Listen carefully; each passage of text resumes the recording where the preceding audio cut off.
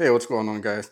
Today I'm just going to do a quick video to show you how to replace your Samsung refrigerator filter. For me, I'm going with the aftermarket one made by Waterdrop. The overall process is really easy. First thing you want to do is check out your Samsung filter. Make sure you check the replacement cartridge number that it has on there, and then go ahead and search and make sure that the one that you're replacing it with is compatible. The Waterdrop replacement cartridge has the replacement number right up top here, so I know it's compatible with this one. So the actual replacement is super simple. First thing you do, of course, is go ahead and open up the refrigerator, and then at the bottom center you'll see just a little plastic cover. Just go ahead and flip that up. Mine got stuck a little, so just make sure you don't pull it open or force it open too hard and break it. I had to push up on my glass shelf a little because it was sticking. So get that open, and then all you have to do is reach and grab. It has like a little handle that on the bottom that shows a lot. Just twist that and unscrew it, and then it slides right out there. And then you grab your new one. Make sure, of course, that you take off all your plastic and packaging, and then you just slide the new one in there and twist until it's completely locked in place. And then from there, once you have it installed, you want to go ahead and open up your fridge and fill up your pitcher and dump that out a few times just to make sure you cycle through anything that's still in the filter, like any of the loose carbon or anything. So empty that out a couple times, and then that's it, guys. It's as simple as that to replace the filter. Now, about the Waterdrop filter, I got this one because it's a brand that's been around for a while. I've used their products before and I'm really happy with it. I do trust the brand. Doing some research, it looks like the Waterdrop brand, they actually had more testing and better certifications than the Samsung filter. Again, I'm not a